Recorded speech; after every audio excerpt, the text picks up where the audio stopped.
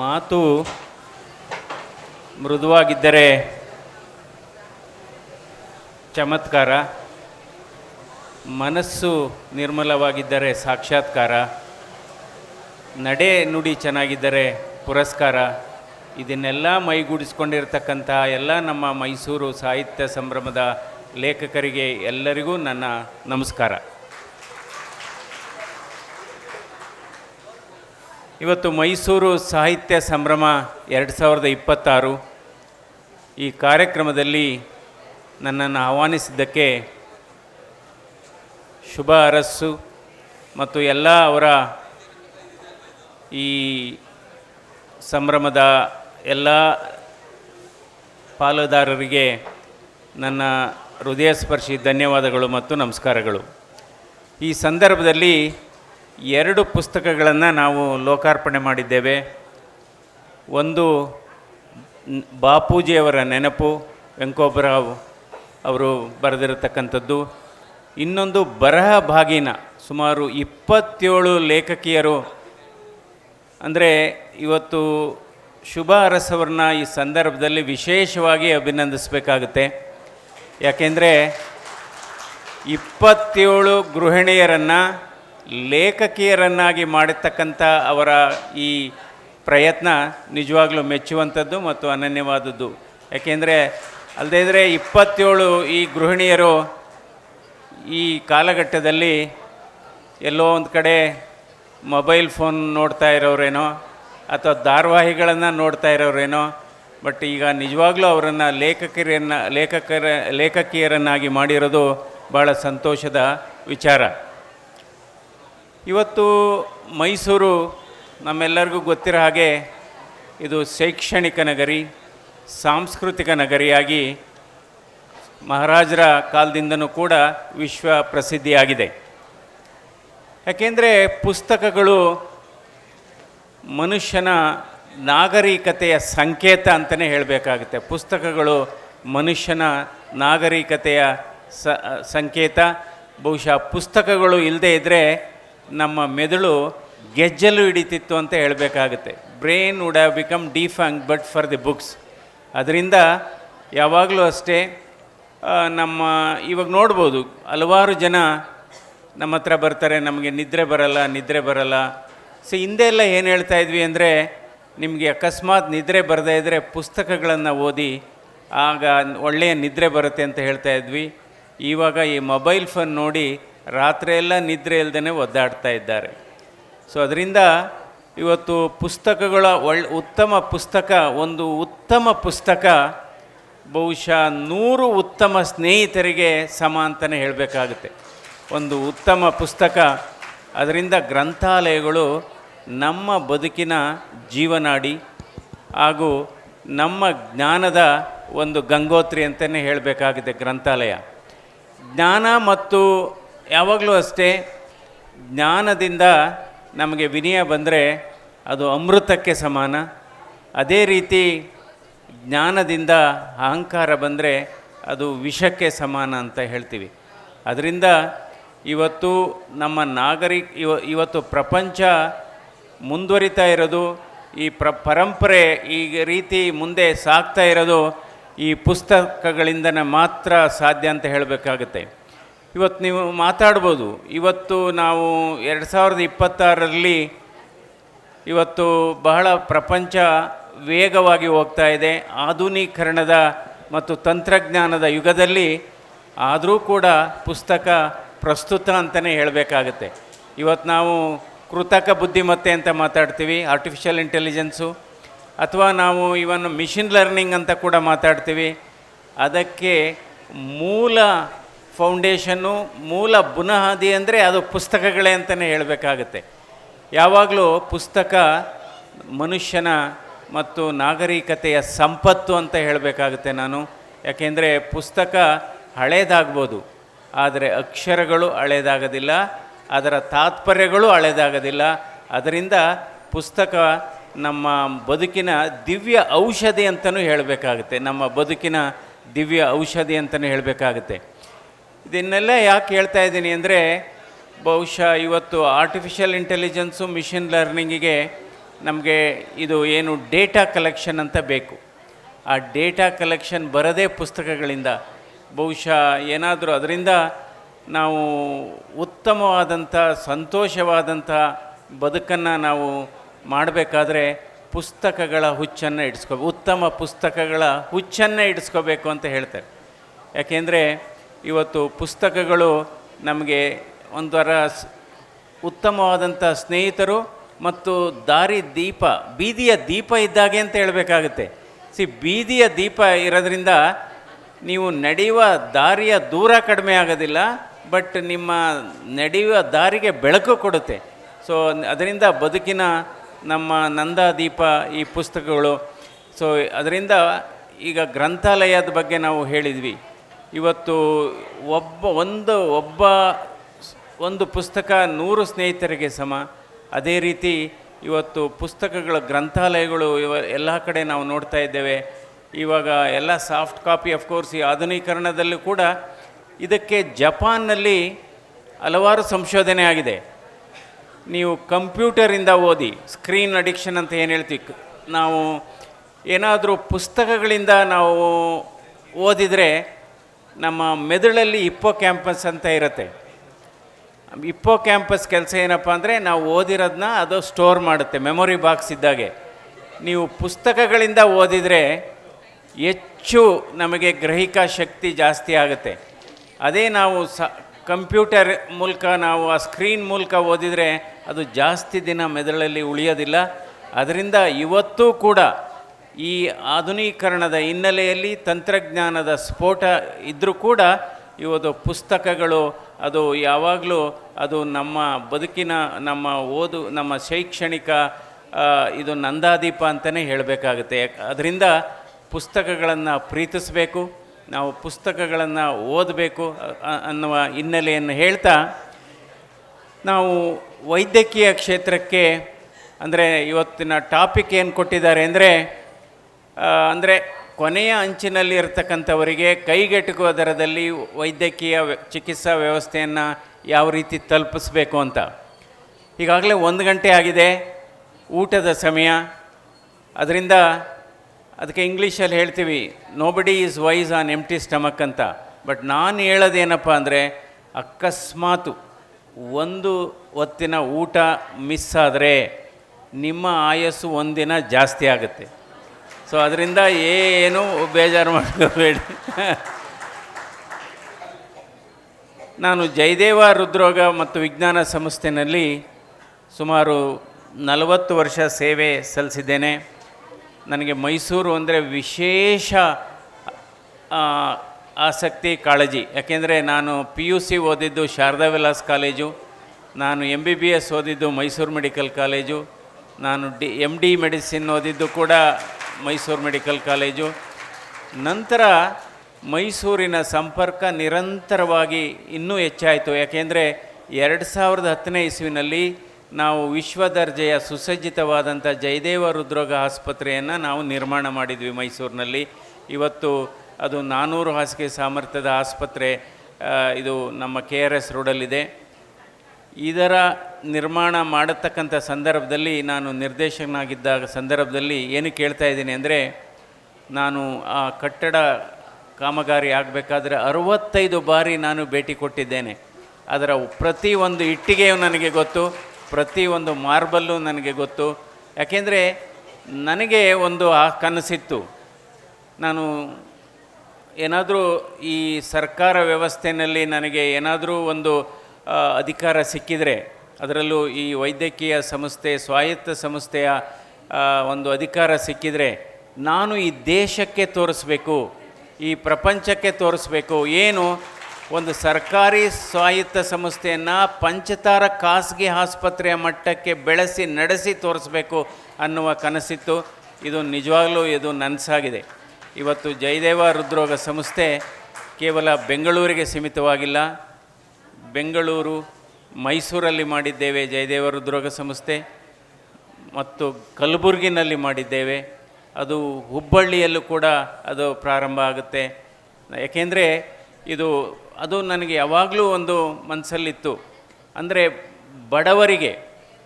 ಬಡವರಿಗೆ ಖಾಸಗಿ ಆಸ್ಪತ್ರೆಯಲ್ಲಿ ಸಿಗತಕ್ಕಂಥ ಶ್ರೀಮಂತ ಚಿಕಿತ್ಸೆ ಕಡು ಬಡವನಿಗೆ ಸಿಗಬೇಕು ಅನ್ನುವ ಸ್ಥಿತಿ ಮತ್ತು ಸಂಕಲ್ಪ ಮಾಡಿದೆ ನಾನು. ಅದರಲ್ಲಿ ಕಂಪ್ಲೀಟು ನಾವು ಅದರಲ್ಲಿ ಯಶಸ್ವಿಯಾಗಿದ್ದೇನೆ. ನಾನು 3 ಘೋಷವಾಕ್ಯಗಳನ್ನು ನಾನೇ ಹುಟ್ಟು ಹಾಕಿದೆ. ಯಾವುದಪ್ಪ 3 ಘೋಷವಾಕ್ಯ? ಆ ಘೋಷವಾಕ್ಯದ ಅಡಿಯಲ್ಲೇ ನಾವು ಕೆಲಸ ಮಾಡಿದ್ದೇವೆ.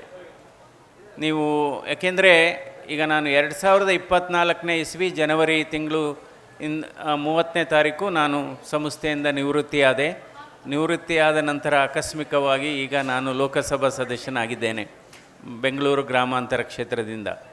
ಅಂದರೆ ನನ್ನ ಘೋಷವಾಕ್ಯ ಏನಪ್ಪ ಅಂದರೆ, treatment first, payment next, number 1.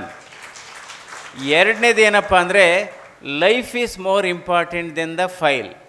ಮೂರನೇದು ಏನಪ್ಪ ಅಂದರೆ, ಹ್ಯುಮ್ಯಾನಿಟಿ ಈಸ್ ಪ್ರಯಾರಿಟಿ.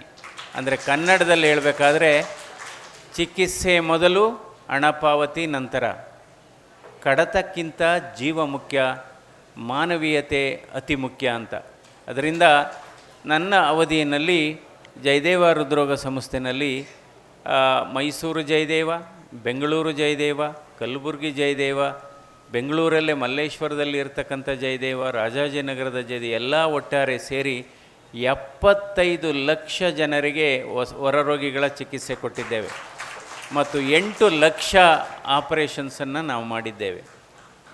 ಆದರೆ ಅಷ್ಟಕ್ಕೆ ಅಲ್ಲ, ಈ ಅವಧಿಯಲ್ಲಿ ಒಬ್ಬನೇ ಒಬ್ಬ ರೋಗಿಯನ್ನು ಹಣಕ್ಕೋಸ್ಕರ ಚಿಕಿತ್ಸೆ ಇಲ್ಲದೆ ಕಳಿಸಿಲ್ಲ, ಹಣಕ್ಕೋಸ್ಕರ ಚಿಕಿತ್ಸೆ ವಿಳಂಬ ಆಗಿಲ್ಲ. ಅದರಿಂದ ನಾವು ಎಷ್ಟು ಓದಿದ್ದೀವಿ ಅನ್ನೋದು ಮುಖ್ಯ ಅಲ್ಲ, ಎಷ್ಟು ಪದವಿಗಳನ್ನು ಗಳಿಸಿದ್ದೀವಿ, ಎಷ್ಟು ಪಾರಿತೋಷಕಗಳನ್ನು ಗಳಿಸಿದ್ದೀವಿ ಅನ್ನೋದು ಮುಖ್ಯ ಅಲ್ಲ. ಯಾವುದೇ ಕ್ಷೇತ್ರ ಆಗ್ಬೋದು, ನಾವು ಎಷ್ಟು ಓದಿದ್ದೀವಿ, ಎಷ್ಟು ಪದವಿಗಳನ್ನು ಗಳಿಸಿದ್ದೀವಿ, ಎಷ್ಟು ಪ್ರಶಸ್ತಿಗಳನ್ನು ಗಳಿಸಿದ್ದೀವಿ, ಎಷ್ಟು ಪಾರಿತೋಷಕಗಳನ್ನು ಗಳಿಸಿದ್ದೀವಿ ಅನ್ನೋದು ಮುಖ್ಯ ಅಲ್ಲ.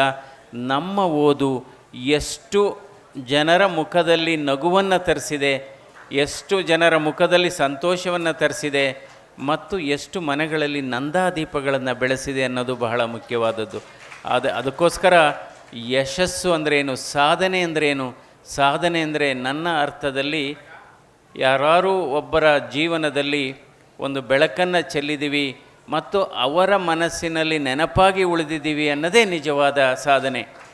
ಅಂದರೆ ಇನ್ನೊಂದು ಹೊಸ ಸಾಧನೆ ಇದೆ. ಏನಪ್ಪ ಅಂದರೆ, ನಮಗೆ ಸಹಾಯ ಮಾಡೋಕ್ಕಾಗದೇ ಇದ್ದಂಥ ಸಂದರ್ಭದಲ್ಲಿ ಬೇರೆಯವರಿಗೆ ತೊಂದರೆ ಕೊಡದೆ ಬದುಕುವುದು ಕೂಡ ಒಂದು ಅದ್ಭುತವಾದಂಥ ಒಂದು ಸಾಧನೆ ಅಂತಲೇ ಹೇಳಬೇಕಾಗತ್ತೆ. ಇವತ್ತು ಭಾರತ ದೇಶದಲ್ಲಿ ಎಷ್ಟು ಜನ? 140 ಕೋಟಿ ಜನರಿದ್ದೇವೆ. ಇದರಲ್ಲಿ ಮನುಷ್ಯರೆಷ್ಟಿದ್ದೇವೆ? ಏನಪ್ಪ ಡಾಕ್ಟ್ರು ಹೀಗೆ ಮನುಷ್ಯರು ಜನರು ಹಾಗೆ ಹೇಳ್ತಾ ಇದ್ದಾರೆ ಅಂತ ಹೇಳ್ತಾರೆ. ಅಂದರೆ 140 ಕೋಟಿ ಜನರಿದ್ದಾರೆ, ಆದರೆ ಮನುಷ್ಯರೆಷ್ಟಿದ್ದಾರೆ? ಜನರಿಗೂ ಮನುಷ್ಯರಿಗೂ ವ್ಯತ್ಯಾಸ ಇದೆಯಾ? ಹೌದು, ಜನರಿಗೂ ಮತ್ತು ಮನುಷ್ಯರಿಗೂ ವ್ಯತ್ಯಾಸ ಇದೆ. ಜನರು ಅಂದರೆ ಆಕಾರ ಇರತಕ್ಕಂಥ, ಹೃದಯದ ಮಿಡಿತ ಇರತಕ್ಕಂಥ, ಉಸಿರಾಟ ಮಾಡುವಂಥ ಒಂದು ಆಕಾರದ ಒಂದು ರೂಪ ಒಂದು ಜನ. ಆದರೆ ಮನುಷ್ಯ ಅಂದ್ರೇನು? ಮನುಷ್ಯ ಅಂದರೆ ಬೇರೆಯವರ ಬಗ್ಗೆ, ಸಮಾಜದ ಬಗ್ಗೆ ಕನಿಕರ ಇರುವಂಥವರು, ಕಷ್ಟದಲ್ಲಿದ್ದಂಥವರಿಗೆ ನೆರವಾಗುವಂಥವರು, ಬೇರೊಬ್ಬರ ಜೊತೆಯಲ್ಲಿ ಒಳ್ಳೆಯ ಮಾತನಾಡುವಂಥವರು, ಹಾಗೆಯೇ ಬೇರೊಬ್ಬರ ಕಣ್ಣೀರನ್ನು ಒರೆಸುವಂಥವರು, ಬೇರೊಬ್ಬರನ್ನು ಕಂಡರೆ ಕಷ್ಟದಲ್ಲಿದ್ದಂಥವ್ರನ್ನ ಕಂಡು ಮರುಕಳ ಒಂದು ಮಾಡುವಂಥದ್ದು, ಇವರು ಮನುಷ್ಯರು. ಅದರಿಂದ ಇದನ್ನು ನಾವು ಮೌಲ್ಯಮಾಪನ ಮಾನದಂಡ ತೆಗೆದುಕೊಂಡ್ರೆ ಭಾರತ ದೇಶದಲ್ಲಿ ಜನಸಂಖ್ಯೆ 140 ಕೋಟಿ, ಆದರೆ ಮನುಷ್ಯರ ಸಂಖ್ಯೆ ಬಹುಶಃ 60 ಕೋಟಿ ಅಷ್ಟೇ ಅಂತ ನನ್ನ ಭಾವನೆ. ಅದರಿಂದ ಭಾರತ ದೇಶದಲ್ಲಿ ಜನಸಂಖ್ಯೆ ಜಾಸ್ತಿ ಆದರೆ ಪ್ರಯೋಜನ ಇಲ್ಲ, ಮನುಷ್ಯತ್ವವುಳ್ಳ ಮನುಷ್ಯರ ಸಂಖ್ಯೆ ಜಾಸ್ತಿ ಆಗಬೇಕು. ಇದು ಬಹಳ ಮುಖ್ಯವಾದದ್ದು. ಹಾಗೆಯೇ ಇವತ್ತು ಮಾನಸಿಕ ಅಸ್ವಸ್ಥರು ಎಷ್ಟಿದ್ದಾರೆ ಅನ್ನೋದು ಕೂಡ ನಾವು ಗಮನಿಸಬೇಕಾಗಿದೆ. ಇವತ್ತು ಆರೋಗ್ಯವಂತರು ಅಂದರೆ ಯಾರು? ಕೇವಲ ದೈಹಿಕವಾಗಿ ನನಗೆ ಯಾವುದೇ ಕಾಯಿಲೆ ಇಲ್ಲ, ಸಕ್ಕರೆ ಕಾಯಿಲೆ ಇಲ್ಲ, ಬಿ ಪಿ ಕಾಯಿಲೆ ಇಲ್ಲ, ಹೃದಯ ಸಂಬಂಧಿ ಕಾಯಿಲೆ ಇಲ್ಲ ಅಂದರೆ ಅವರೆಲ್ಲ ಪರಿಪೂರ್ಣ ಆರೋಗ್ಯವಂತರ ಇಲ್ಲ.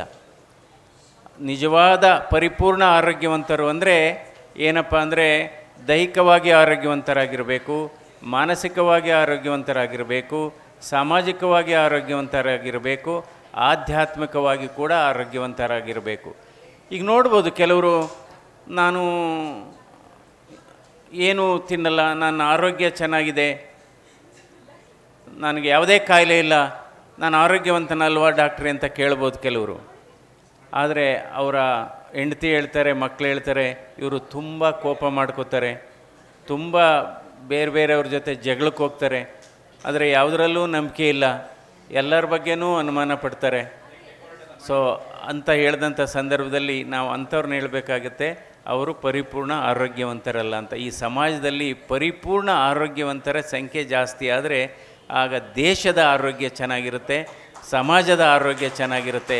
ಇದು ಬಹಳ ಮುಖ್ಯವಾದದ್ದು.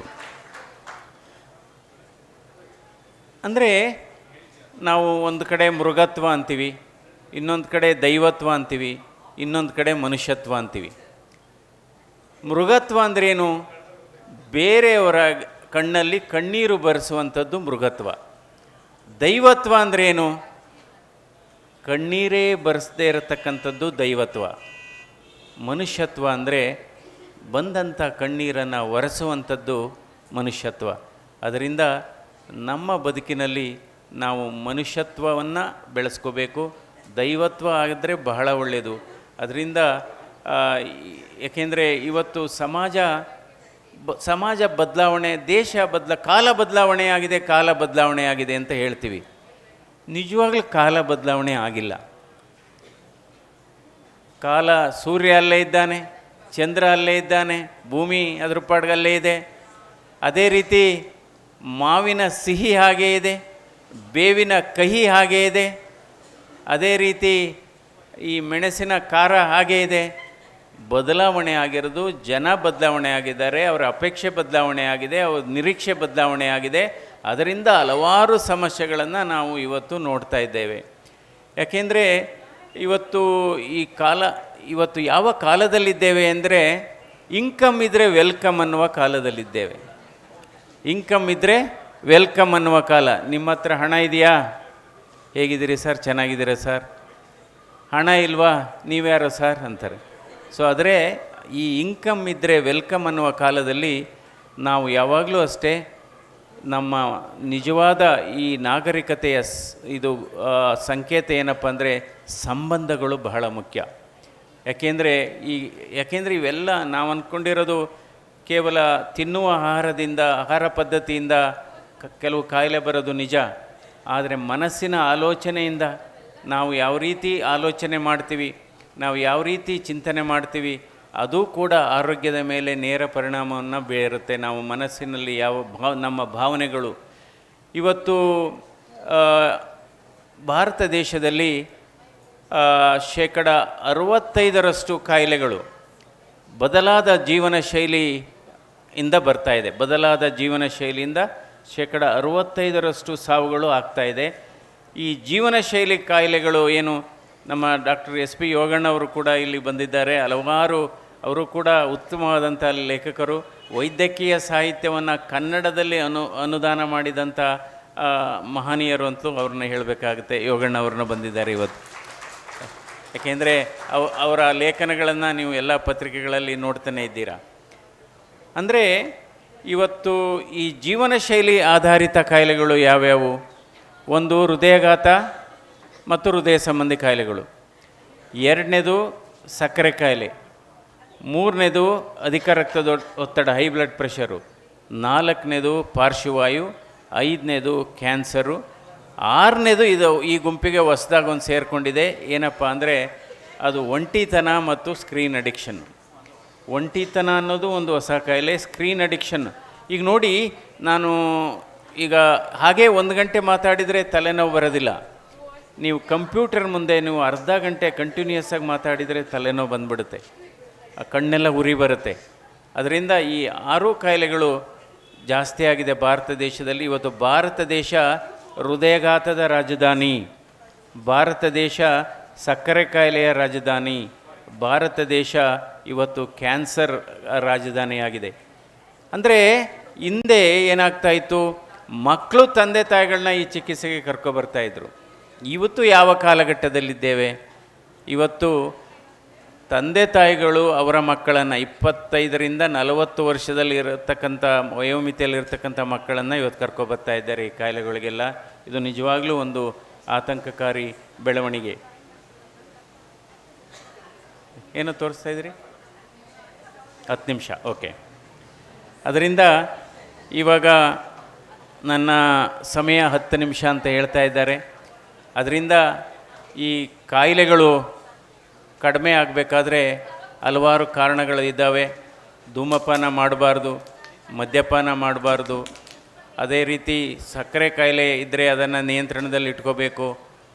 ಅಂದರೆ ಇನ್ನೊಂದು ಬಹಳ ಮುಖ್ಯವಾದದ್ದು, ಕೆಲವರು ಹೇಳ್ತಾರೆ 75% ಜನ ಈ ಕಾಯಿಲೆಗಳಿಗೆ ತುತ್ತಾದವರಿಗೆ ಕಾರಣ ಇದೆ. ಧೂಮಪಾನಿಗಳಾಗಿರ್ತಾರೆ, ಮದ್ಯಪಾನಿಗಳಾಗಿರ್ತಾರೆ, ಸಕ್ಕರೆ ಕಾಯಿಲೆ ಇರುತ್ತೆ, ವ್ಯಾಯಾಮ ಕೂಡ ಇರೋದಿಲ್ಲ. ಇನ್ನೊಂದು 25% ಜನರಿಗೆ ಇದು ಯಾವುದೇ ಕಾರಣಗಳಿಲ್ಲ, ಫಿಟ್ ಆ್ಯಂಡ್ ಫೈನ್. ನಾವೇನು ಮತ್ತೇನಕ್ಕೆ ಆಗ್ತಾಯಿದೆ ಅಂದರೆ ಒತ್ತಡ ಅನ್ನೋದು ಕೂಡ ಒಂದು ಹೊಸ ತಂಬಾಕು, ಒತ್ತಡ ಅನ್ನೋದು ಒಂದು ಹೊಸ ಧೂಮಪಾನ. ನೀವು ಬ್ಲಡ್ ಪ್ರೆಷರ್ ಮೆಷರ್ ಮಾಡ್ಬೋದು, ಸಕ್ಕರೆ ಶುಗರ್ ಮೆಷರ್ ಮಾಡ್ಬೋದು, ಕೊಲೆಸ್ಟ್ರಾಲ್ ಮೆಷರ್ ಮಾಡ್ಬೋದು, ಆದರೆ ನಿಮ್ಮ ಒತ್ತಡವನ್ನು ಮೆಷರ್ ಮಾಡೋಕ್ಕಾಗಲ್ಲ. ಇವತ್ತು ಒತ್ತಡ ಹಲವಾರು, ಇವತ್ತೇನಾಗಿದೆ, ಇವತ್ತು ನಮ್ಮ ಯುವ ಜನತೆ 10 ವರ್ಷದಲ್ಲಿ ಸಾಧನೆ ಮಾಡಬೇಕಾಗಿರೋದನ್ನ 10 ತಿಂಗಳಲ್ಲಿ ಮಾಡಬೇಕು ಅನ್ನುವ ಈ ಒತ್ತಡದಲ್ಲಿ ಇದಾಗುತ್ತೆ. ಒಂದು ಹೆಂಗಸರಲ್ಲೂ ಕೂಡ ಹಿಂದೆ ಈ ಕಾಯಿಲೆಗಳೆಲ್ಲ ಹೆಂಗಸರಲ್ಲಿ ಬಹಳ ಕಡಿಮೆ ಇತ್ತು, ಸುಮಾರು 40 ವರ್ಷಗಳ ಹಿಂದೆ. ಇವತ್ತು ನಮ್ಮ ಅಧ್ಯಯನದಲ್ಲಿ 30% ಹೃದಯಘಾತ 40 ವರ್ಷಕ್ಕಿಂತ ಚಿಕ್ಕವರಲ್ಲಾಗ್ತಾಯಿದೆ. 50 ವರ್ಷಕ್ಕಿಂತ ಚಿಕ್ಕವರಲ್ಲಿ ಈ ಕಾಯಿಲೆ ಇರಲಿಲ್ಲ, ಹೃದಯಘಾತದ ಕಾಯಿಲೆ ಇರಲಿಲ್ಲ. ಇವತ್ತು ನಮ್ಮ ಅಧ್ಯಯನದಲ್ಲಿ 10% ಹೃದಯಘಾತ 50 ವರ್ಷಕ್ಕಿಂತ ಚಿಕ್ಕ ವಯಸ್ಸಿನ ಹೆಣ್ಣುಮಕ್ಕಳಲ್ಲಿ ಆಗ್ತಾಯಿದೆ. ಯಾಕೆಂದರೆ ಇದಕ್ಕೆ ಕಾರಣ ಏನಪ್ಪ ಅಂದರೆ, ಹಿಂದೆ ಹಾರ್ಮೋನ್ಸ್ ಅವರಿಗೆ ಪ್ರೊಟೆಕ್ಷನ್ ಕೊಡುತ್ತೆ ಅಂತಿದ್ರು. ಇವತ್ತು ಹಾರ್ಮೋನ್ಸ್ ಅವರಿಗೆ ಪ್ರೊಟೆಕ್ಷನ್ ಕೊಡ್ತಾ ಇಲ್ಲ. ಇವತ್ತು ಮಕ್ಕಳ ವಿದ್ಯಾಭ್ಯಾಸ ಇವತ್ತು ತಾಯಂದಿರ ಪರೀಕ್ಷೆ ಆಗಿದೆ. ಅವ್ರ ಮಕ್ಕಳು ಪರೀಕ್ಷೆ ತಗೋತಾ ಇದ್ದರೆ ಇವ್ರ ಹಾರ್ಟ್ ರೇಟ್ ಜಾಸ್ತಿ ಆಗುತ್ತೆ, ಬ್ಲಡ್ ಪ್ರೆಷರ್ ಜಾಸ್ತಿ ಆಗುತ್ತೆ. ಅಥವಾ ಎಷ್ಟೋ ಜನ ನನಗೆ ಬಂದಿದ್ದಾರೆ ತಾಯಂದಿರು, ಎದೆ ನೋವು, ಎದೆ ಬಡ್ತ, ತಲೆನೋವು, ಚೆಕ್ ಮಾಡಿದರೆ ಯಾವುದು ಸಮಸ್ಯೆ ಇಲ್ಲ. ಯಾಕೆ ಅಂತ ಕೇಳಿದರೆ, ನನ್ನ ಮಗನಿಗೆ ಮಾರ್ಕ್ಸ್ ಕಡಿಮೆ ಬಂದಿದೆ ಅಂತ. ನಾನು ಅಂದ್ಕೊಂಡೆ ಯಾವುದೋ SSLC PUC ಯಾವುದೋ ಸ್ಪರ್ಧೆ, ನೀಟ್ PG ಎಕ್ಸಾಮು ಅಥವಾ ನೀಟ್ UG ಎಕ್ಸಾಮು ಅಥವಾ ಯಾವುದೋ ಸ್ಪರ್ಧಾತ್ಮಕ ಪರೀಕ್ಷೆ ಅಂತ. ಏನು ನಿಮ್ಮ ಮಗ ಏನು ಓದ್ತಾ ಇದ್ದೇನೆ ಅಂದರೆ LKG. ಅದರಿಂದ ಇವತ್ತು ಒತ್ತಡ ಬಹಳ ಕಡಿಮೆ ಆಗಬೇಕು. ಅವಿಭಾಜ್ಯ ಕುಟುಂಬಗಳು ಒಡೆದೋಗಿರೋದು ಒಂದು ಕಾರಣ. ಹಿಂದೆ 15-20 ಜನ ಒಂದೇ ಮನೆಯಲ್ಲಿ ಇರ್ತಾಯಿದ್ರು, ಕೆಲಸ ಹಂಚ್ಕೋತಾ ಇದ್ದರು, ಮಾನಸಿಕವಾಗೂ ಕೂಡ ಒತ್ತಡ ಕಡಿಮೆ ಆಗ್ತಾಯಿತ್ತು. ಏನಾದರೂ ಒಬ್ಬರು ಮುನಿಸ್ಕೊಂಡು ಮಲ್ಕೊಂಡ್ರೆ ಅವ್ರಿಗೆ ಸಮಾಧಾನ ಮಾಡಿ ಅವ್ರನ್ನ ಊಟಕ್ಕೆ ಕರ್ಕೊಬರ್ತಾಯಿದ್ರು. ಅವರು ಕೂಡ ಎಕ್ಸ್ಪೆಕ್ಟ್ ಮಾಡ್ತಾ ಇರ್ತಾರೆ, ಸದ್ಯ ಏಳ್ಸಿದ್ರೆ ಸಾಕಪ್ಪ ಊಟ ಮಾಡಿಬಿಡೋಣ ಅಂತ. ಸೊ ಇವತ್ತು 2026ರಲ್ಲಿ ಏನು ಅವಿಭಾಜ್ಯ ಕುಟುಂಬದ ಡೆಫಿನೇಷನ್ ಏನಪ್ಪ ಅಂದರೆ, ಗಂಡ ಹೆಂಡತಿ ಜೊತೆಲಿರೋದೇ ಅವಿಭಾಜ್ಯ ಕುಟುಂಬ ಆಗಿದೆ. ಗಂಡನೂ ಕೆಲಸ ಮಾಡ್ತಿದ್ದಾನೆ. ಇವತ್ತು ನಿಜವಾಗ್ಲೂ ಒತ್ತಡ ಅನ್ನೋದೇ ಜಾಸ್ತಿ. ಪ್ರಥಮ ಪ್ರಯತ್ನದಲ್ಲೇ ನಾನು ದೊಡ್ಡ ಅಧಿಕಾರ ಹೋಗಬೇಕು, ಪ್ರಥಮ ಹಂತದಲ್ಲೇ ನಾನು ಹೆಚ್ಚು ಹಣವನ್ನು ಸಂಪಾದಿಸಬೇಕು. ಅದರಿಂದ ಇವತ್ತು ನೋಡಿ, ಹಣ ಇವತ್ತು ಹಣ ಬೇಗ ಮಾಡಬೇಕು, ಆಸ್ತಿ ಬೇಗ ಮಾಡಬೇಕು ಅಂದ್ಬಿಟ್ಟು ಆರೋಗ್ಯವನ್ನು ಕಳ್ಕೊತಾ ಇದ್ದಾರೆ. ಅದೇ ಆರೋಗ್ಯವನ್ನು ನಾವು ತಿರ್ಗಾ ಸರಿಪಡಿಸೋದಕ್ಕೆ ಗಳಿಸಿದ ಹಣವನ್ನು ನಾವು ಕಳಿಸ್ಬೇಕಾಗತ್ತೆ. ಅದರಿಂದ ಬೇಕು, ಮನುಷ್ಯನಿಗೆ ಹಣ ಬೇಕು, ಆದರೆ ಬಹಳ ಮುಖ್ಯ ನೆಮ್ಮದಿ ಅನ್ನೋದು. ಮನುಷ್ಯನ, ನನಗೆ ನಿಜವಾಗ್ಲೂ ಹೇಳೋದ, ಶ್ರೀಮಂತ ಅಂದರೆ ಯಾರು? ಹಣ ಇರೋನು ಶ್ರೀಮಂತನ, ಸಂಪತ್ತಿರೋನು ಶ್ರೀಮಂತನ? ಇಲ್ಲ, ನೆಮ್ಮದಿ ಇರೋನೇ ಶ್ರೀಮಂತ. ಮಲಗಿದ ತಕ್ಷಣ ನಿದ್ರೆ ಮಾಡುವನೇ ಶ್ರೀಮಂತ. ಅಂದರೆ ಎಲ್ಲ ಟೈಮಲ್ಲೂ ನಿದ್ರೆ ಮಾಡೋನಲ್ಲ, ಮಲಗಿದ ತಕ್ಷಣ ರಾತ್ರಿ ನಿದ್ರೆ ಮಾಡೋನು ಶ್ರೀಮಂತ. ಅದರಿಂದ ನಾವು ನೆಮ್ಮದಿಯನ್ನು ಇವತ್ತು ಹುಡುಕ್ತಾ ಇದ್ದೀವಿ, ಸಂತೋಷವನ್ನು ನಾವು ಹುಡುಕ್ತಾ ಇದ್ದೀವಿ. ಇವತ್ತು ಜಾಸ್ತಿ ಜನ ಇವತ್ತು ನೆಮ್ಮದಿಯಾಗಿಲ್ಲ. ಈಗಿನ ಜಗತ್ತಿನಲ್ಲಿ ಜಾಸ್ತಿ ನೆಮ್ಮದಿಯಾಗಿಲ್ಲ. ಯಾಕೆ ನೆಮ್ಮದಿಯಾಗಿಲ್ಲ ಅಂದರೆ, ಬೇರೆಯವ್ರು ನೆಮ್ಮದಿಯಾಗಿದ್ದಾರಲ್ಲ ಅಂದ್ಬಿಟ್ಟು ಇವ್ರು ನೆಮ್ಮದಿಯಾಗಿಲ್ಲ. ಅದರಿಂದ ಹೋಲಿಕೆ ಮಾಡ್ಕೊಳಕ್ಕೆ ಹೋಗಬಾರ್ದು. ಇವತ್ತು ನಿಜವಾಗ್ಲೂ ಹಲವಾರು ಸಮಸ್ಯೆಗಳಿಗೆ ಕಾರಣ ಏನಪ್ಪ ಅಂದರೆ ಹೋಲಿಕೆ ಮಾಡ್ಕೋತಾ ಇದ್ದೀವಿ ನಾವು. ಅವರು ಶ್ರೀಮಂತರಿಗೆ ಹೋಲಿಕೆ ಮಾಡ್ಕೋತಾ ಇದ್ದೀವಿ, ಅಥವಾ ಅಧಿಕಾರದಲ್ಲಿರೋರಿಗೆ ಹೋಲಿಕೆ ಮಾಡ್ಕೋತಾ ಇದ್ದೀವಿ. ನಾವು ಹೋಲಿಕೆ ಮಾಡ್ಕೋಬೇಕಾಗಿರೋದು ಯಾರು ತುಂಬ ಸರಳತೆಯಿಂದ ಇದ್ದಾರೆ ಅವ್ರಿಗೆ ಹೋಲಿಕೆ ಮಾಡ್ಕೊಳ್ಳಿ, ಯಾರು ಸರಳ ಜೀವನವನ್ನು ನಡೆಸ್ತಾ ಇದ್ದಾರೆ ಅವ್ರಿಗೆ ಹೋಲಿಕೆ ಮಾಡ್ಕೊಳ್ಳಿ, ಯಾರು ಮದುವೆಗೆ ಸಿಂಪಲ್ಲಾಗಿ ಬರ್ತಾ ಇದ್ದಾರೆ ಅವ್ರಿಗೆ ಹೋಲಿಕೆ ಮಾಡ್ಕೊಳ್ಳಿ, ಸಮಾರಂಭಗಳಿಗೆ ಯಾರು ಸಿಂಪಲ್ಲಾಗಿ ಬರ್ತಿದ್ದಾರೆ ಅವ್ರಿಗೆ ಹೋಲಿಕೆ ನಾವು ಹೋಲಿಕೆ ಮಾಡ್ಕೊಳ್ಳೋದೇ ಆದರೆ ಎರಡು ವಿಚಾರಕ್ಕೆ ಹೋಲಿಕೆ ಮಾಡ್ಕೋಬೇಕು. ಒಂದು ಸರಳತೆಗೆ ಹೋಲಿಕೆ ಮಾಡ್ಕೋಬೇಕು, ಎರಡನೇದು ಬಹಳ ಮುಖ್ಯವಾದದ್ದು ಸಾಧನೆಗೆ ಹೋಲಿಕೆ ಮಾಡ್ಕೋಬೇಕು. ಅವರು ಅಷ್ಟು ಸಾಧನೆ ಮಾಡಿದ್ದಾರೆ, ನಾವು ಅದಕ್ಕೆ ಹೋಲಿಕೆ ಮಾಡ್ಕೋಬೇಕು. ಇವತ್ತು ಹೋಲಿಕೆ ಮಾಡಿಕೊಂಡು ಯಾವುದೇ ಹೋಲಿಕೆ ಸರಿ ಇಲ್ಲ. ಈಗ ನೋಡ್ಬೋದು ನಾವು, ಈಗ ಪಕ್ಕದ ಮನೆಯವ್ರನ್ನ ನಾವು ಹೋಲಿಕೆ ಮಾಡ್ತಾ ಹೋದರೆ ನೀವು ಸಾಲ ಮಾಡಬೇಕಾಗುತ್ತೆ. ಅದೇ ನಿಮ್ಮನ್ನೇ ನಿಮ್ಗೆ ಹೋಲಿಕೆ ಮಾಡಿಕೊಂಡ್ರೆ ನಿಮ್ಗೆ ಇನ್ನೂ ಇರುತ್ತೆ. ಇವತ್ತು ನಿಜವಾಗ್ಲೂ ಇಲ್ಲಿ ನಾವು ಮನಸ್ಸಿಗೆ ಯಾವಾಗಲೂ ಅಷ್ಟೇ ನಮಗೆ ದೇವರು ಏನು ಕೊಟ್ಟಿದ್ದಾನೆ, ಇದನ್ನೆಲ್ಲ ಯಾಕೆ ಹೇಳ್ತಾ ಇದ್ದೀನಿ ಅಂದರೆ 25% ಈ ಕಾಯಿಲೆಗಳು ನಾನು ಏನು ಹೇಳಿದೆ ಯಾವುದೇ ಕಾರಣ ಇಲ್ಲದೇ ಬರ್ತಾಯಿದೆ. ಇವತ್ತು ಬಹಳ ಹೋಲಿಕೆಗೆ ಹೋಗಿ ಇವತ್ತು ಸಮಸ್ಯೆ ಆಗಿದೆ. ಇವತ್ತು ಹೋಲಿಕೆ ಮಾಡಿಕೊಂಡು ಮಕ್ಕಳದು ಕೂಡ ಅಷ್ಟೇ ಅಕಾಡೆಮಿಕ್ಕಾಗಿ ಹೋಲಿಕೆ ಮಾಡ್ಕೋಬಾರ್ದು, ಎಜುಕೇಷನ್ಗೂ ಹೋಲಿಕೆ ಮಾಡ್ಕೋಬಾರ್ದು. ಆವಾಗ ನಾವು ನೆಮ್ಮದಿಯಿಂದ ಇರಲಿಕ್ಕೆ ಸಾಧ್ಯ. ಇವತ್ತು ಇನ್ನು ಈ ಕಾಯಿಲೆಗಳಿಗೆ ಕಾರಣಗಳು ಇನ್ನೊಂದು ವ್ಯಾಯಾಮ ಇಲ್ಲ. ಇವತ್ತು ವ್ಯಾಯಾಮ, ಒಂದು ಅಧ್ಯಯನದ ಪ್ರಕಾರ ಭಾರತ ದೇಶದಲ್ಲಿ 51% ಸೋಮಾರಿಗಳಿದ್ದಾರೆ. ಸೋಮಾರಿ ಇವತ್ತು ಆಧುನೀಕರಣ ಅಂತೀವಿ, ಗಣಕೀಕರಣ ಅಂತೀವಿ, ಕೈಗಾರಿಕಾಕರಣ ಅಂತೀವಿ. ಎಲ್ಲೋ ಒಂದು ಕಡೆ ನಾವು ಸೋಮಾರಿಕರಣವನ್ನು ಕೂಡ ಹುಟ್ಟಾಕಿದ್ದೇವೆ. ನೀವು ಕೆಲವರು ಕೇಳಿ ನೀವೇನು ಕೆಲಸ ಮಾಡ್ತಾ ಇದ್ದೀರ ಅಂದರೆ, ಕೆಲಸ ಮಾಡದೇ ಇರೋದೇ ನಮ್ಮ ಕೆಲಸ ಸಾರ್ ಅಂತ ಹೇಳ್ತಾರೆ. ಅದರಿಂದ ನೋಡ್ಬೋದು, ನೀವು ಎಷ್ಟೇ ಹಲವಾರು ನಿದರ್ಶನ ಕೊಡ್ಬೋದು. ಇವತ್ತು ಕೆಲವರು ಶ್ರೀಮಂತರ ಮನೆಯಲ್ಲಿ ಕೆಲವರು ಹೌಸ್ ಮೇಡ್ನ ಅಪಾಯಿಂಟ್ ಮಾಡ್ಕೊಂಡಿರ್ತಾರೆ, ಸರ್ವೆಂಟ್ಸ್ ಅಂತ ಏನು ಹೇಳ್ತೀವಿ. ಅವರ ಮಾಲೀಕರ ಆರೋಗ್ಯ ಚೆನ್ನಾಗಿಲ್ಲ, ಇವತ್ತು ಕಾರ್ಮಿಕರ ಆರೋಗ್ಯ, ಇವತ್ತು ನಿಮ್ಮ ಮನೆಯಲ್ಲಿ ಕೆಲಸ ಮಾಡತಕ್ಕಂಥ ಕೆಲಸಗಾರರ ಆರೋಗ್ಯ ಚೆನ್ನಾಗಿದೆ. ಯಾಕೆಂದರೆ ಅವರು ಕೆಲಸ ಮಾಡೋದೇ ವ್ಯಾಯಾಮ. ಅದರಿಂದ ನಾನು ಹೇಳೋದು, ನಿಮಗೆ ಎಷ್ಟೇ ಹಣ ಇರಲಿ, ಎಷ್ಟೇ ಸವಲತ್ತಿರಲಿ, ಎಷ್ಟೇ ಸಂಪತ್ತಿರಲಿ, ನಾವು ಕೆಲಸ ಮಾಡಬೇಕು, ಮನೆ ಕೆಲಸನಾದರೂ ಮಾಡಬೇಕು, ನಡಿಬೇಕು. ನಾನು ಪಾರ್ಲಿಮೆಂಟ್ ಮೆಂಬರ್ ಆದಮೇಲೂ ಕೂಡ 2 ದಿವಸ ನಾನು ಬೆಂಗಳೂರಲ್ಲಿ ಈಗಲೂ ಕೂಡ ನನ್ನ ವೈದ್ಯಕೀಯ ವೃತ್ತಿಯನ್ನು ಮುಂದುವರಿಸಿದ್ದೇನೆ, ಸೋಮವಾರ ಬುಧವಾರ. ಯಾಕೆಂದರೆ ನಮ್ಮ ವೃತ್ತಿ ಅಲ್ಲಿ ಸಿಗತಕ್ಕಂಥ ಒಂದು ಸಂತೋಷ, ನೆಮ್ಮದಿ ಎಲ್ಲೂ ಸಿಗೋದಿಲ್ಲ. ಹಾಗೆ ಡೆಲ್ಲಿಗೆ ಹೋದರೂ ಅಷ್ಟೇ, ನಮಗೆಲ್ಲ ಇದೆ, ಸರ್ವೆಂಟ್ಸ್ ಇದ್ದಾರೆ, ಎಲ್ಲ ಇದ್ದಾರೆ. ಆದರೂ ಕೂಡ ನನ್ನ ಬಟ್ಟೆನ ನಾನೇ ಒಕ್ಕೋತೀನಿ, ಐರನ್ ನಾನೇ ಮಾಡ್ಕೊತೀನಿ. ನೋಡಿ, ಐರನ್ ಮಾಡುವಾಗ ಇದೆಲ್ಲ ಮೂವ್ಮೆಂಟ್ ಆಗುತ್ತೆ, ಶೋಲ್ಡ್ರ್ ಮೂವ್ಮೆಂಟ್ ಆಗುತ್ತೆ. ಇದರಿಂದ ಇವತ್ತು ಬಹಳ ಮುಖ್ಯವಾದದ್ದು ವ್ಯಾಯಾಮ ಅನ್ನೋದು ಮುಖ್ಯ. ನಾವು ಅದಕ್ಕೆ ಹೇಳ್ತೀವಿ, ನಾವು ಈಗ ನೀವು ಇವತ್ತು ಹೂಡಿಕೆ ಅದೊಂದು ಪ್ರಪಂಚ, ಇವತ್ತು ಹೂಡಿಕೆ ಪ್ರಪಂಚ ಆಗಿದೆ. ಇವತ್ತು ನಾವು ಇನ್ವೆಸ್ಟ್ ಮಾಡಬೇಕು, ಶೇರಲ್ಲಿ ಇನ್ವೆಸ್ಟ್ ಮಾಡಬೇಕು, ನಾವು ಡಿಪಾಸಿಟ್ ಅದಕ್ಕೆ ಹೂಡಿಕೆ ಮಾಡೋದಾದರೆ ಶೇರಲ್ಲಿ ಮಾಡಬೇಡಿ, ಅಥವಾ ಹೂಡಿಕೆ ಮಾಡೋದಾದರೆ ಅದು ಠೇವಣಿನಲ್ಲಿ ಮಾಡಬೇಡಿ. ಹೂಡಿಕೆ ಮಾಡೋದಾದರೆ ವ್ಯಾಯಾಮದಲ್ಲಿ ಮಾಡಿ. ಇದು ಬಹಳ ಮುಖ್ಯವಾದದ್ದು. ಯಾಕೆಂದರೆ ನೀವು ಪ್ರತಿದಿನ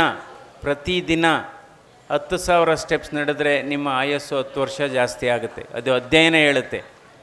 ಆದರೆ ನಾವು ಯಾವಾಗಲೂ ಅಷ್ಟೇ ಇವತ್ತು 10,000 ಸ್ಟೆಪ್ಸನ್ನು ಪ್ರತಿದಿನ ಆಗದೇ ಇದ್ದರೆ ವಾರಕ್ಕೆ 5 ದಿವಸನಾದರೂ ಮಾಡಿ. ಇನ್ನು ಕೆಲವರು ಮಂಡಿ ನೋವು ಸರ್ ಮಾಡೋಕ್ಕಾಗಲ್ಲ ಅಂತಾರೆ. ನಾನು ಹೇಳೋದು, ಮಂಡಿ ನೋವು ಬರೋದಕ್ಕೆ ಮೊದಲೇ ಮಾಡಬೇಕಾಗಿತ್ತು ಅಂತ.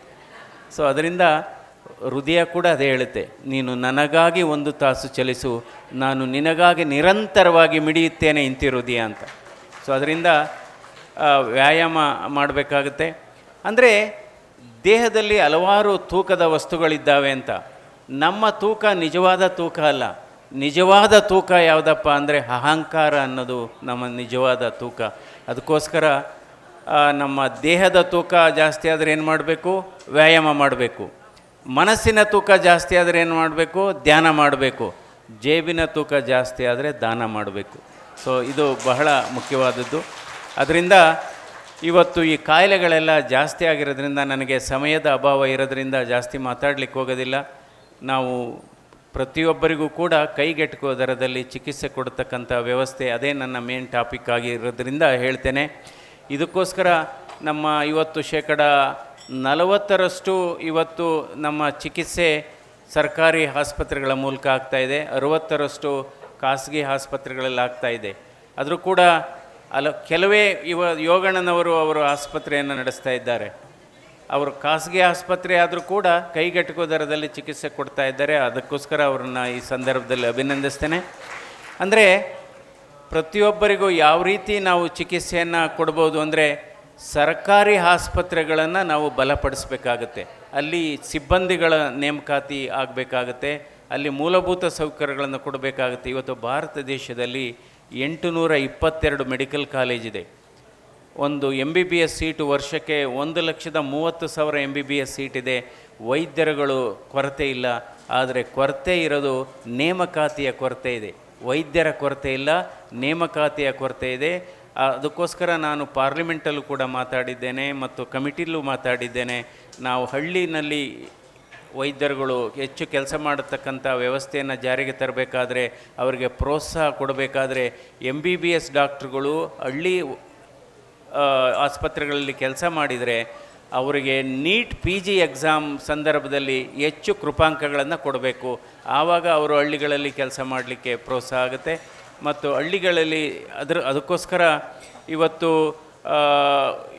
ಹಲವಾರು ಕಾಲೇಜುಗಳು ಹಳ್ಳಿಗಳಲ್ಲೂ ಕೂಡ ಎಲ್ಲಿ ಸಮಸ್ಯೆ ಆಗ್ತಾಯಿದೆ, ಎಲ್ಲಿ ಕೈಗೆಟುಕೋ ದರದಲ್ಲಿ ಚಿಕಿತ್ಸೆ ಆಗ್ತಾಯಿಲ್ಲ ಅಂದರೆ, ಹೆಡ್ ಇಂಜುರಿ ಆದಂಥ ಸಂದರ್ಭದಲ್ಲಿ, ವೆಂಟಿಲೇಟರ್ ಮೇಲೆ ಹೋದಂಥ ಸಂದರ್ಭದಲ್ಲಿ ಬಹಳ ಚಿಕಿತ್ಸಾ ವೆಚ್ಚ ಜಾಸ್ತಿ ಆಗ್ತಾಯಿದೆ.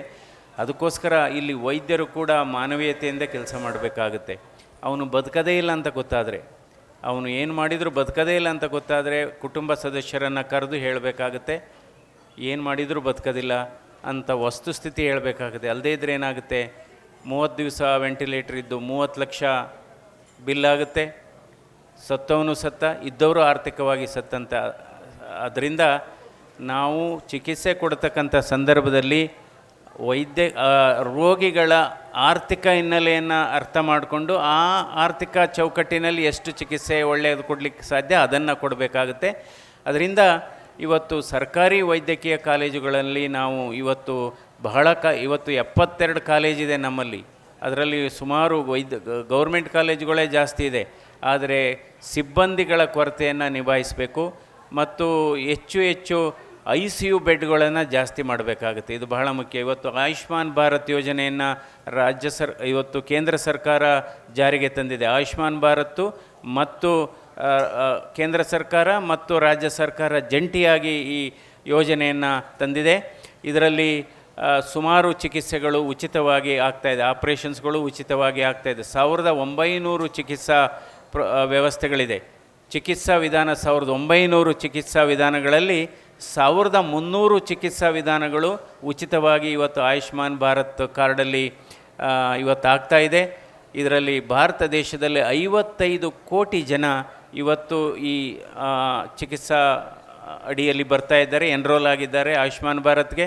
ಕಳೆದ 7 ವರ್ಷದಲ್ಲಿ 10.5 ಕೋಟಿ ಜನರಿಗೆ, ಬಡವರಿಗೆ, ಬಿಲೋ ಪಾವರ್ಟಿ ಲೈನ್ ಇದ್ದಂಥವರಿಗೆ ಉಚಿತವಾಗಿ ಚಿಕಿತ್ಸೆ ನೀಡಲಾಗಿದೆ. ಅದರಿಂದ ಆದರೂ ಇನ್ನೂ ಕೂಡ ಅದನ್ನು ಪರಿಷ್ಕರಣೆ ಆಗಬೇಕು. ಅದರಿಂದ ಈ ರೀತಿ ಮಾಡಬೇಕಾಗತ್ತೆ. ಮತ್ತು ನಾನು ಪಾರ್ಲಿಮೆಂಟಲ್ಲಿ ಮಾತಾಡಿ ಪ್ರತಿ ಜಿಲ್ಲೆಯಲ್ಲೂ ಕೂಡ ಒಂದು ಪಾಲಿಟ್ರಾಮಾ ಸೆಂಟರ್ ಮಾಡಬೇಕು ಅಂತ ಪ್ರಸ್ತಾಪನೆಯನ್ನು ಕೇಂದ್ರ ಸರ್ಕಾರ ಈಗ ಜಾರಿ ಮಾಡಿದೆ. ಪ್ರತಿ ಜಿಲ್ಲೆಯಲ್ಲೂ ಕೂಡ ಪಾಲಿಟ್ರಾಮಾ ಸೆಂಟರ್. ಯಾಕೆಂದರೆ ರಸ್ತೆ ಅಪಘಾತದಲ್ಲಿ 5 ಲಕ್ಷ ಜನ ಇವತ್ತು ಸಾವನ್ನಪ್ತಾ ಇದ್ದಾರೆ. 5 ಲಕ್ಷ ಅಪಘಾತಗಳಾಗ್ತಾಯಿದೆ, 1.7 ಲಕ್ಷ ಜನ ಸಾವನ್ನಪ್ತಾ ಇದ್ದಾರೆ. ಗೋಲ್ಡನ್ ಅವರಲ್ಲಿ ಚಿಕಿತ್ಸೆ ಕೊಡಬೇಕು. ಯಾವ್ಯಾವುದು, ಹೃದಯಾಘಾತ ಆಗ್ಬೋದು, ಹೆಡ್ ಇಂಜುರಿ ಆಗ್ಬೋದು, ಇವಕ್ಕೆಲ್ಲ ಗೋಲ್ಡನ್ ಅವರಲ್ಲಿ ಚಿಕಿತ್ಸೆ ಕೊಡ್ತಕ್ಕಂಥ ವ್ಯವಸ್ಥೆ ಕೂಡ ಜಾರಿ ಇದೆ. ಆದರೆ ಸಮರ್ಪಕವಾಗಿ ಆಗಬೇಕಾದ್ರೆ ಇವತ್ತು ನಾವು, ಯಾಕೆಂದರೆ ಒಂದು ಕಡೆ ಖಾಸಗಿ ಆಸ್ಪತ್ರೆಗಳನ್ನು ಕೂಡ ಇವತ್ತು ಮಿಡ್ ಸೈಜ್ಡ್ ಖಾಸಗಿ ಆಸ್ಪತ್ರೆಗಳು ಅವರು ಕೂಡ ಇದರಲ್ಲಿ ಪಾಲುದಾರರಾಗಿ ಉತ್ತಮವಾದಂಥ ಚಿಕಿತ್ಸೆ ಕೊಡ್ತಾ ಇದ್ದಾರೆ.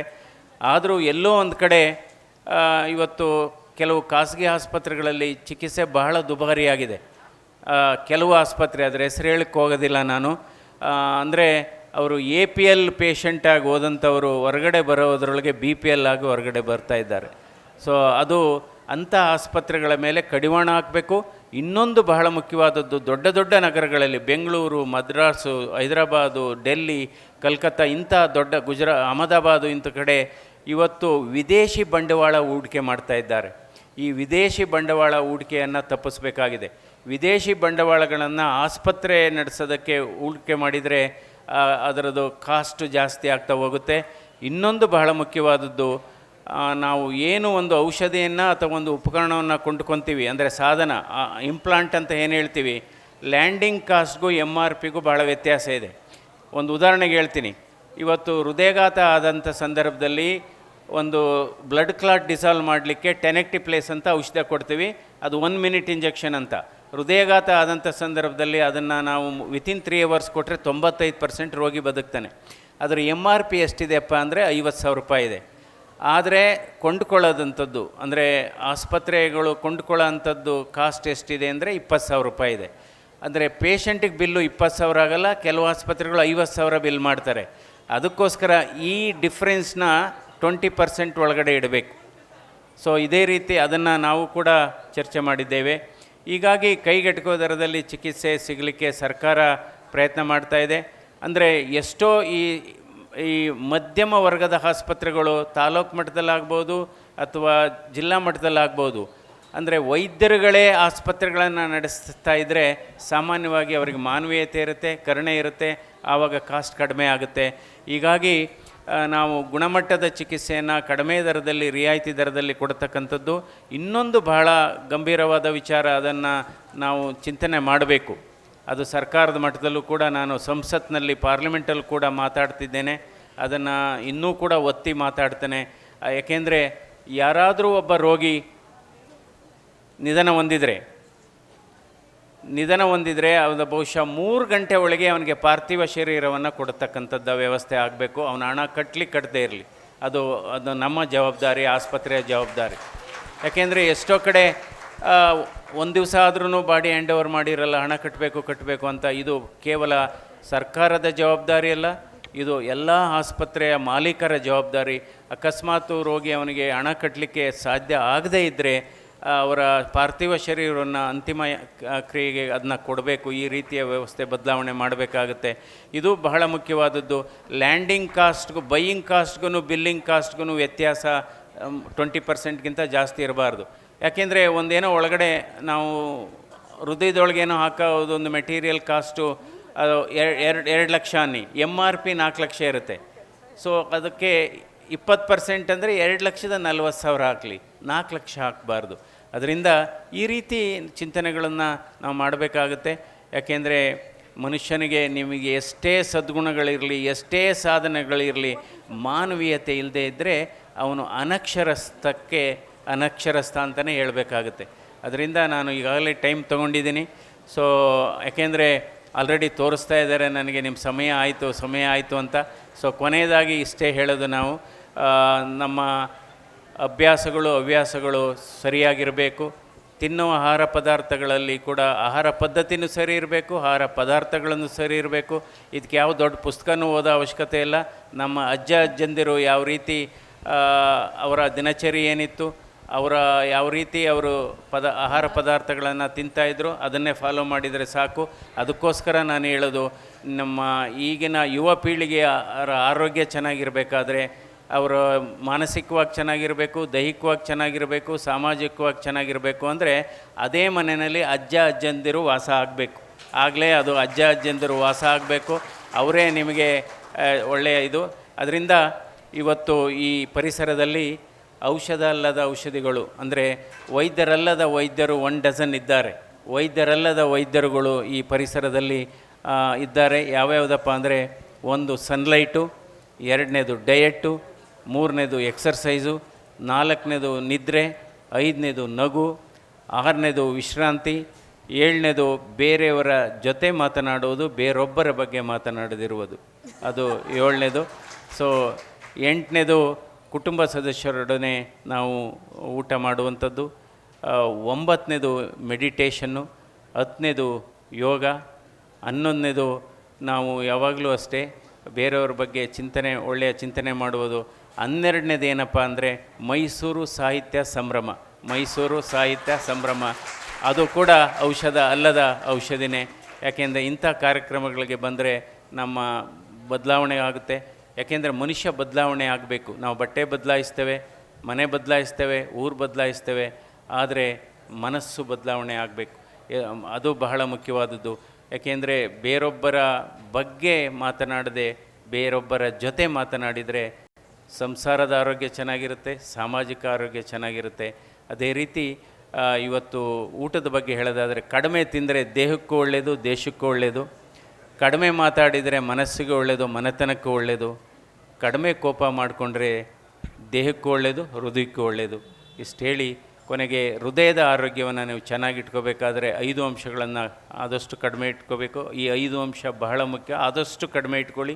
ಒಂದು ಬ್ಲಡ್ ಪ್ರೆಷರು, 2ನೇದು ಬ್ಲಡ್ ಶುಗರು, 3ನೇದು ಕೊಲೆಸ್ಟ್ರಾಲು, 4ನೇದು ಶರೀರದ ತೂಕ ಮತ್ತು ಸೊಂಟದ ಸುತ್ತಳತೆ, 5ನೇದು ಅತಿ ಆಸೆ ಅತಿ ಆಸೆ ಅತಿ ಆಸೆ. ಈ 5 ಅಂಶಗಳನ್ನು ಕಡಿಮೆ ಇಟ್ಕೋಬೇಕಾಗುತ್ತೆ.